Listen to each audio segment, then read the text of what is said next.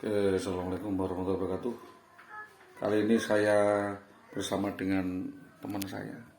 Orang itu kita ngasih makan. Apa itu, Mas? Brownies. Brownies. Makasih kirimannya brownies dari siapa tadi yo? Dari Bano. Mbah Nok. Ya, Browniesnya enak. ya, makasih Bano. Ya, ini teman-teman yang pengen istilahnya konsultasi di bidang apa ya, jasa audit tentang perpajakan, Mas. Nanti saya akan membuka beberapa pertanyaan akan saya sampaikan kepada Mas Aziz Wahab. Nanti kalau memang kurang jelas Mas Aziz Wahab bisa mengundang teman saya atau datang ke rumah Profesor Dr. Azhari di Karangkonang itu yang masih famili dan keponakan saya itu dari Universitas Muria Kudus. Jika bisa ngundang nanti kalau permasalahan hukum ngundang Bapak Solikul Hadi Eza dari Pukat ya. Kalau yang belum kenal nanti kan kenal sendiri ya. Ini sudah berapa tahun nih Mas terjun di bidang audit perpajakan atau Kurang lebih saya audit perpajakan itu 4 tahun, 5 tahun berjalan ini. terus ini ya, tantangan-tantangan kesulitan teman-teman nih rata-rata kalau mau mengaudit pajak dan menghitung-hitung pajak itu secara global ya, garis besar biasanya di titik-titik mana? Biasanya di titik di mana uang udah ditransfer ke kita, tapi dari pihak kita belum mentransfer lagi ke pihak pajak. Jadi ada tunggakan pajak yang belum terbayarkan, biasanya seperti Iya, begitu itu. ya. Jadi ini ada beberapa mungkin regulasi pajak yang selama ini mungkin nanti akan saya resum dan kita diskusikan kepada teman-teman, apalagi kebijakan-kebijakan Menteri Keuangan ini berubah. Tentu itu sangat mempengaruhi ya, sangat mempengaruhi di dalam mengaudit pajak atau memperhitungkan pajak. Terus kalau dulu perbedaan Mas, waktu Mas Wahab mengelola perusahaan dulu itu dengan yang sekarang perbedaannya gimana? Sangat beda sekali. Sekarang kan serba online, jadi semuanya harus serba transparan. Kalau dulu dipermudahkan, misalnya uang belum ada, kita bisa laporan nihil dulu. Kalau sekarang karena regulasi keuangan udah teraudit, intinya udah transparan, jadi kita harus benar-benar harus cepat bayar pajaknya. Iya. Berarti itu ada tenggang atau deadline-nya ya. Iya. Itu harus mengikuti deadline. Sebelum tanggal 20 setelah bulan yang ditentukan harus benar-benar langsung dibayarkan.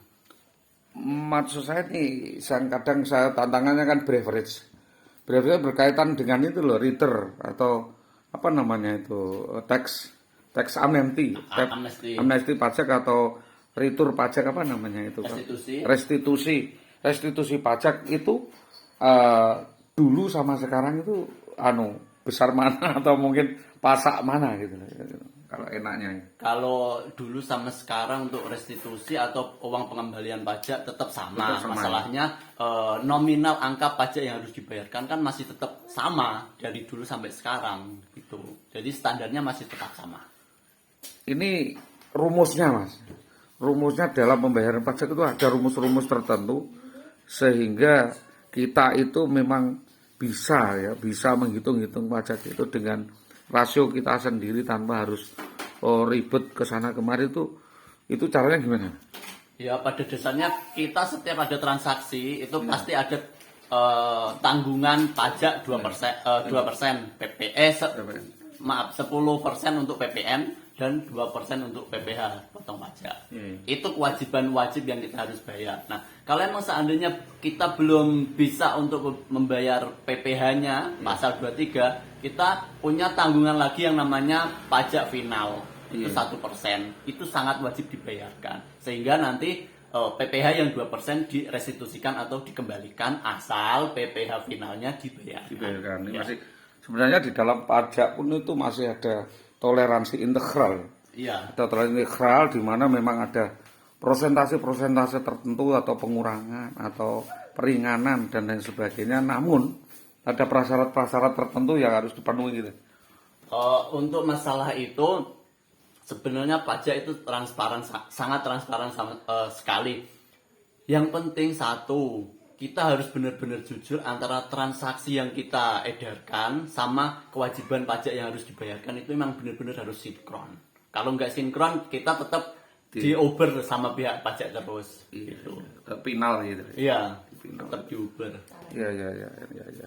Ini dapat hadiah ini dari Mbak Yuli. Terima kasih Mbak Yuli ya. Ini sudah ada sponsor dari Mbak Yuli, kalender ini. Esok akan buat kalender untuk Anda semua. Jadi ini pendahuluannya sudah menarik seperti ini. Tentu saya akan mendalami ya, tentang pengetahuan yang praktis. Ini profesor pajak kita, walaupun belum sarjana ekonomi, tapi saya sudah sangat percaya bahwa ada dalam hal ekspektasi pajak. Kalau restitusi pajak sendiri itu biasanya berapa persen, Mas? Restitusi itu tetap 2% yang dikembalikan. Nah, gitu. Asal kita harus bayar 1% finalnya. Oh gitu ya. Iya. Oh, final. Jadi ibarat kita punya tanggungan pajak PPh 2%, ibarat di uang 1 juta itu pasti ada 200.000, ya kan? Iya. Kita harus bayarnya 100.000 dulu dipinalkan, nanti dikembalikan utuh 2%, Gitu yang 200.000 itu tadi. Ya semakin menarik. Ini masih ada jeda 2 menit ya untuk rekan-rekan. Ada pertanyaan tentang restitusi. Maksudnya pajak, ada pajak kendaraan, jenis pajak benda, terus pajak bergerak, terus pajak sendiri kan dibedakan ini. Itu yang dipelajari mesti banyak ya. Banyak. Termasuk pajak perusahaan. Iya. Terus perusahaan ada jenis-jenisnya ya. Iya. Yang UMKM sekian besar, terus yang sekarang yang diterjuni ini, yang terutama sekarang sering digarap audit pajaknya itu apa ini Pak Wahab? Yang di perusahaan, di CV ataupun di PT. Iya. siap, ya. Untuk pajak pribadi biasanya itu nanti kan tergantung pribadinya masing-masing. Iya. Kadang ada yang minta tolong sama saya untuk mengauditkan, itu bisa jadi juga. Kan kadang ini gini, sebuah perusahaan itu kadang kan ada korporasinya. Iya. Atau jadi sebelum pembayaran pajak kadang-kadang kita diskusi untuk melakukan simulasi. Iya. Simulasi pembayaran pajak itu apakah bisa diprediksi secara future atau pure, ataukah memang harus ada skenario-nya ini? Maaf ya, ini rahasia tapi boleh dijawab boleh tidak, karena kadang selama ini kan kayaknya ada orang yang sengaja menghindarkan pajak, terutama pajak barang-barang merah, kendaraan bermotor dan sebagainya, atau aset perusahaan. Itu mensiasatinya bagaimana, tapi tidak harus dijawab ya, mungkin secara itu adalah rahasia perusahaan dan rahasia perhitungan pajak, tapi ini secara umum saja silahkan.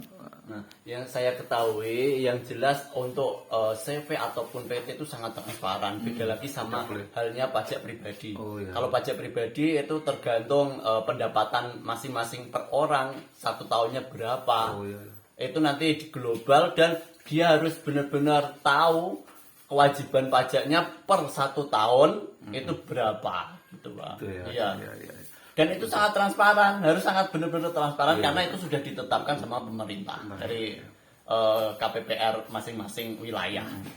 Ini saran-saran atau solusi pendapat kepada teman-teman yang sadar pajak. Memang negara kita memang ya harus taat dengan pajak ya, kita sebagai masyarakat.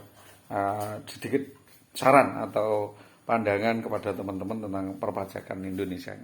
Nah, untuk saran bagi masyarakat awam, terutama satu, kalau emang benar-benar punya CV ataupun PT dan itu emang benar-benar udah dititipin sama klien kita untuk bayar PPN-nya, harus benar-benar dibayar saat bulan itu juga. Jangan sampai tertunggak. Nanti kalau emang sampai tertunggak, Anda sendiri yang akan dapat akibatnya gitu. Iya.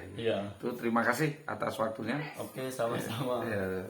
Mari itu kawan, kita membuka wacana tentang perpajakan. Dan ini adalah sebuah opini untuk teman-teman semuanya. Besok secara teknisnya kita akan mengundang ahli. Mungkin kita akan datang ke rumah ahli itu tadi ya. Kita belajar tentang bagaimana audit pajak yang benar, atau bukan bodohnya atau sebagainya, tapi yang ahlinya ahli. Ya. Kalau praktisi tadi bisa minta tolong kepada sekian ini tadi yang saya sampaikan. Terima kasih, selamat sore, masih bersama dengan Bapak Didik Samin Wong Pati ya. Nanti kalau ada channel ini bersama dengan Mas Aziz Wahab channelnya, silahkan di subscribe, ya di subscribe atau di like. Terima kasih. Assalamualaikum warahmatullahi wabarakatuh.